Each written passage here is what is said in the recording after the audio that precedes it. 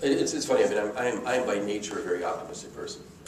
So I have been labeled correctly a techno-utopian.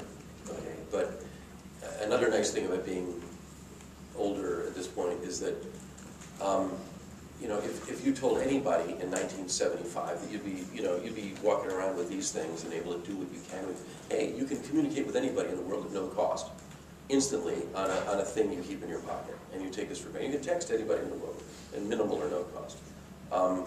You know, TV, as we know it, is blowing up or changing. You know, all these things. To me, that's utopia. I mean, we have a lot of utopia going on around us, but I think it was Emerson who said, you know, if the stars shone through the firmament, but once in a lifetime, their beauty would be legend. So, you know, with ubiquity, the miraculous becomes mundane. That's what happens. You know, so it's completely ordinary for these guys sitting here to be communicating all over the world and tweeting to the whole world like it's nothing. You know, we fly in airplanes, which to me is an amazing thing. That, you know, I can get in an airplane in Los Angeles and be in Boston in 4.5 hours and complain about the seat. You know, I'm in a chair at 35,000 feet, flying at 500 miles an hour. Well, that's, yeah, but they only give me peanuts, you know. Well, and the irony is lost on us, right?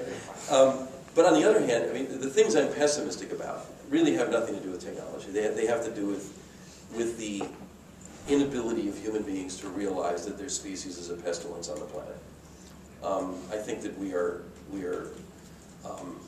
oblivious because our interests are in ourselves and 2 generations on either side, and not on anything that comes later. It doesn't concern us that much that we will run out of oil eventually. We will run out of coal.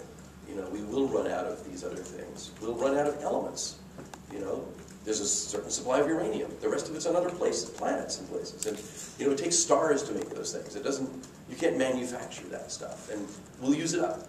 We have a ravenous appetite for that, and I don't see much sign that we're grokking it.